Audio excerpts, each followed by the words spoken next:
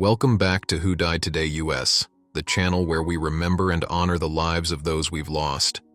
From Hollywood stars to music legends and historic figures, we pay tribute to the legacies they left behind. If you want to keep their memories alive with us, make sure to subscribe and hit the notification bell so you never miss a story.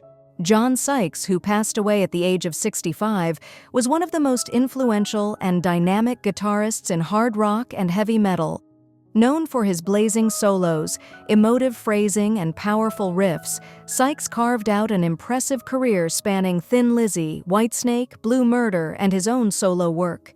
He lost his battle with cancer, leaving behind a legacy that continues to inspire guitarists and music lovers worldwide. Born on July 29, 1959, in Reading, Berkshire, Sykes was drawn to the guitar as a teenager, inspired by legends like Jimmy Page, Ritchie Blackmore, and Gary Moore. His musical journey began with Tigers of Pan Tang, where his technical prowess and melodic sensibility quickly gained attention. But it was his time with Thin Lizzy that solidified his reputation as a force in rock music, contributing to the band's final studio album Thunder and Lightning and co-writing Cold Sweat, one of their most iconic songs. Sykes' next chapter with Whitesnake was nothing short of legendary. His searing guitar work on their multi-platinum 1987 album helped redefine the band's sound, catapulting them to global success. However, his departure from the group before the album's release left a bittersweet mark on his career. Undeterred, Sykes went on to form Blue Murder, delivering 2 albums that showcased his exceptional songwriting, virtuosic guitar playing, and commanding vocals. In the late 1990s and early 2000s, Sykes balanced his solo career with leading a reformed Thin Lizzy, keeping the band's spirit alive for a new generation. His solo work, including albums like Out of My Tree and Loveland, demonstrated his depth as a musician, effortlessly blending blues, hard rock, and heartfelt ballads. Beyond his career, Sykes was known for his passionate approach to music, his dedication to perfecting his craft, and his influence on generations of guitarists. His signature wide vibrato, pinch harmonics, and lightning-fast alternate picking made him a standout guitarist in the hard rock world. His custom 1978 Gibson Les Paul custom remains an iconic instrument, inspiring young musicians worldwide. John Sykes' contributions to rock music will never fade, as his songs, riffs, and signature sound continue to be celebrated by fans and musicians alike. His passion, skill, and artistry will forever echo in the world of rock and heavy metal.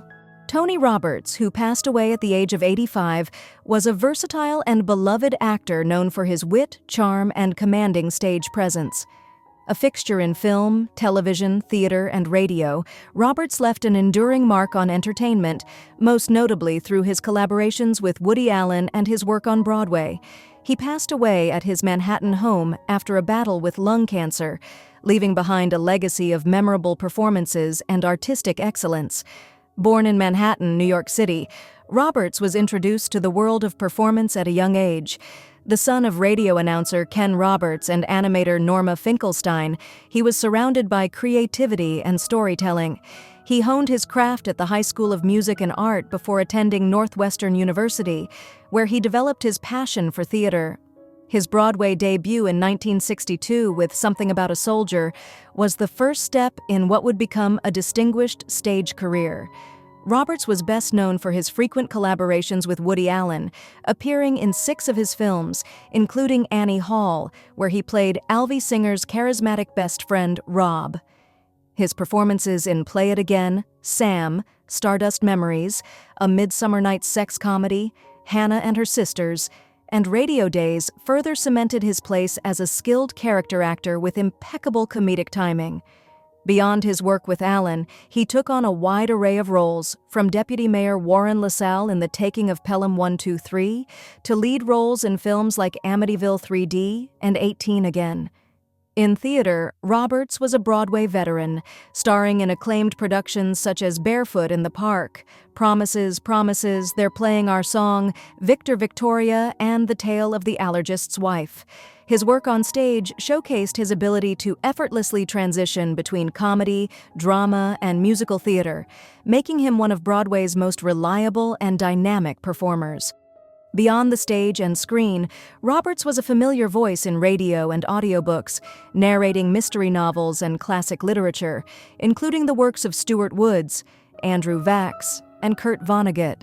His distinctive voice and storytelling ability made him a favorite among audiobook listeners. A lifelong New Yorker, Roberts was admired not just for his acting, but for his dedication to the craft and his generous spirit. His legacy lives on through his timeless performances, cherished by fans of classic cinema, Broadway, and radio storytelling. Garth Hudson, who passed away at the age of 87, was one of the most innovative and influential multi-instrumentalists in rock history. Best known as the keyboardist and saxophonist for the band, Hudson's contributions to music helped shape the sound of an era. His ability to blend rock, blues, folk, and classical influences made him an essential force behind some of the most timeless recordings in popular music. Born August 2, 1937, in Windsor, Ontario, Canada, Hudson was raised in a musical household where he was classically trained in piano, music theory, harmony, and counterpoint. He developed an early fascination with the Lowrey organ, which became his signature instrument. After joining Ronnie Hawkins and the Hoax in the early 1960s, he became part of the core group of musicians that would go on to form the band, alongside Levon Helm, Robbie Robertson, Rick Danko, and Richard Manuel. Hudson's mastery of the organ played a crucial role in shaping the band's unique sound, with tracks like Chest Fever showcasing his extraordinary skill and improvisational brilliance. His ability to seamlessly blend genres and styles made him one of the most respected and sought-after session musicians of his time. Beyond the band, Hudson collaborated with an array of legendary artists, including Bob Dylan, Emmylou Harris, Van Morrison, Leonard Cohen, and Elton John. His work with Dylan on the Basement Tapes remains one of the most revered recordings in folk rock history.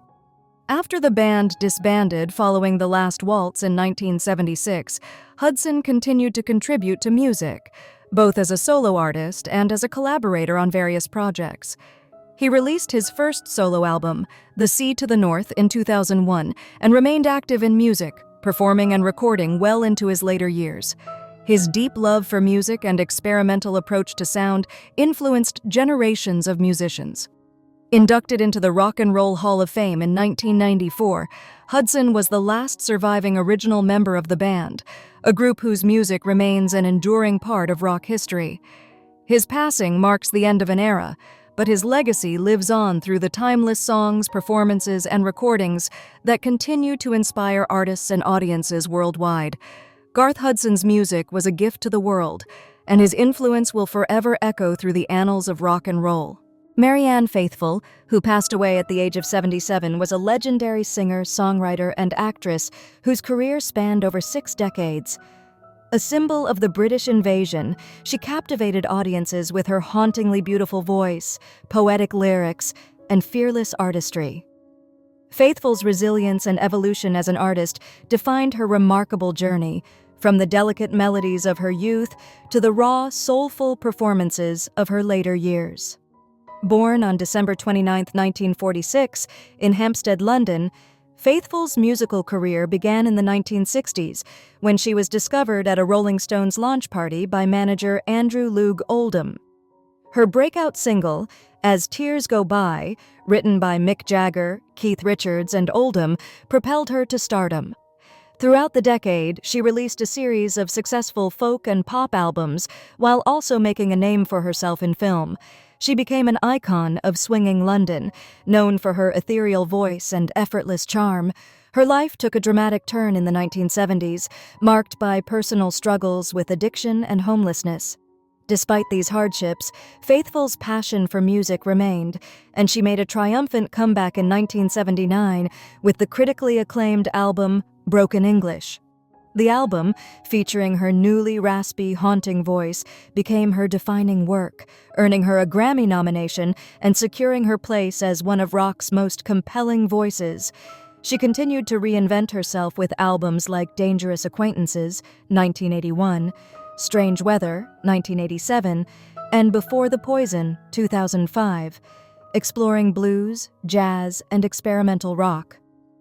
Beyond music, Faithfull was an accomplished writer, penning multiple memoirs, including Faithfull, an autobiography, 1994, and Memories, Dreams, and Reflections, 2007. Her storytelling extended to collaborations with artists like Nick Cave, PJ Harvey, and Metallica, solidifying her influence across generations. Honored with the World Lifetime Achievement Award in 2009 and named a Commandeur of the Ordre des Arts et des Lettres by the French government in 2011, Faithfull's legacy as a trailblazer, survivor, and artist remains unmatched. Her ability to transform pain into poetry and resilience into song touched countless lives, leaving behind a body of work that will continue to inspire for generations to come. Marianne Faithfull's voice, both in song and spirit, will forever be remembered. Clare Van Campen, who passed away at the age of 71 after a battle with cancer, was a visionary composer, playwright, and director whose contributions to theater and music left an enduring mark on the performing arts. Her deep understanding of period music, innovative compositions, and compelling storytelling brought history to life on both the stage and screen. Born in Marylebone, London in 1953, Van Campen developed a love for music early in life, fueled by her mother's sacrifices to provide her with piano lessons. She trained as a concert pianist and composer at the Royal College of Music, later making history as the first female musical director at both the Royal Shakespeare Company and the National Theatre. Her talents extended beyond performance. She had a rare ability to craft music that immersed audiences in the emotional and historical depths of a story. As the founding director of theater music at Shakespeare's Globe Theatre, Van Campen shaped the musical identity of 48 productions, working alongside her husband, Mark Rylance, and later under the leadership of Dominic Dromgoole. Whether composing authentic Renaissance scores or reimagining Shakespeare with jazz influences, her artistry breathed new life into classic works. She received the Sam Wanamaker Award for her contributions to the Globe's legacy. Her brilliance extended to the world of film, television, and ballet, composing for Days and Nights and advising on the BBC's acclaimed Wolf Hall series. She also ventured into playwriting, earning critical acclaim for Farinelli and the King, a historical drama that captivated audiences in London's West End and on Broadway. The play, starring Rylance, explored the relationship between the Spanish King Philip V and the renowned castrato Farinelli, showcasing Van Campen's ability to merge history, music, and drama with extraordinary elegance. Beyond her professional achievements, Van Campen was a devoted mother and wife, sharing a deep creative bond with her husband. She faced profound personal loss with the passing of her daughter, Natasha, in 2012, but remained a resilient and compassionate force in the arts. Clare Van Campen's impact on theater, music, and storytelling will resonate for generations. She leaves behind a legacy of extraordinary compositions, timeless productions, and a spirit of artistic exploration that will continue to inspire performers and audiences alike. Her music, her words, and her vision will forever echo through the halls of the theater she helped build and shape. Jan Shepard, who passed away at the age of 96 from pneumonia, was a talented and beloved actress whose career spanned decades in film and television. Best known for her roles alongside Elvis Presley in King Creole and Paradise, Hawaiian Style, Shepard brought grace, depth, and charm to every character she portrayed. Born Josephine Angela Sorbello on March 19, 1928 in Quakertown, Pennsylvania, Shepard's journey to Hollywood was rooted in hard work and dedication. She excelled academically, graduating as valedictorian of her high school class, and soon pursued her passion for acting at the Pasadena Playhouse, a renowned training ground for many aspiring performers. This foundation led her to a successful career in film and television, where she became a familiar face to audiences across America. Shepard's film career included roles in Sabre Jet and her two well-known Elvis Presley movies, where she worked alongside the King of Rock and Roll before and after his Army service. Her television career was equally impressive, with appearances in some of the most popular Western and drama series of her time, including Rawhide, Gunsmoke, Bat Masterson, The High Chaparral, The Virginian, and Perry Mason. She also played Nurse Betty in Dr. Christian, a role that showcased her warmth and talent. Beyond the screen, Shepard found lifelong love and partnership with fellow actor Ray Boyle, whom she met in 1951 and married in 1954. Their marriage lasted nearly 7 decades, a testament to their deep connection and devotion. Boyle's passing in 2022 was a profound loss, but Shepard continued to inspire those around her with her resilience, kindness, and love for storytelling. Shepard's career was a reflection of Hollywood's golden age, and her work continues to resonate with fans of classic television and film. She was admired not only for her talent, but also for her grace, professionalism, and warmth. Her passing marks the end of an era, but her legacy as a gifted actress and devoted partner lives on through the stories she brought to life and the memories she created with her loved ones. Breaking news. News 1. Jean-Claude Van Damme, the legendary action star known for Bloodsport and Kickboxer, became the target of an internet death hoax earlier this week, causing widespread panic among fans. However, his representatives have confirmed that the 64-year-old is alive, well, and actively working on new projects. The false rumors began circulating after a misleading social media post went viral, leading to an outpouring of tributes and inquiries. Concerned fans quickly flooded the internet, prompting Van Damme's team to step in and set the record straight. Jean-Claude is in great health and continuing to work on his upcoming endeavors, a spokesperson confirmed. Van Damme has been a beloved Hollywood figure for decades, admired not only for his high-energy martial arts films, but also for his honesty about his struggles with bipolar disorder. By openly discussing his mental health journey, he has become a symbol of resilience and strength. Following the clarification, fans expressed relief and excitement for his upcoming projects. Once again, Van Damme proves that his legacy as a fighter, both on and off screen, remains unshakable. News 2. Oscar-winning actress Jessica Chastain has revealed that her beloved grandmother, Marilyn Hurst, has been diagnosed with breast cancer. In a heartfelt Instagram post shared during Breast Cancer Awareness Month, the Interstellar star, 47, emphasized the importance of early detection and expressed gratitude for her grandmother's positive outlook. "My beautiful grandma Marilyn, who has joined me at so many events, was recently diagnosed with breast cancer," Chastain wrote. "I flew to meet her amazing doctors and surgeons this week, and I know she's going to get through this. She's a total badass." In a touching video, Hurst encouraged others to prioritize their health, saying, "I feel so lucky that we caught it early.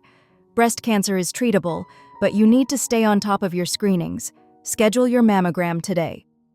Chastain echoed the call to action, urging followers to honor Breast Cancer Awareness Month by making their health a priority. "You are loved and important to so many people," she reminded them. Known for their close bond, Chastain also shared a lighthearted memory of her grandmother surprising Bradley Cooper at a party by sitting on his lap, showcasing Hurst's vibrant personality. Despite the diagnosis, Chastain remains hopeful, calling her grandmother stronger than ever. This story highlights the power of family support and the life-saving impact of early detection in the fight against cancer.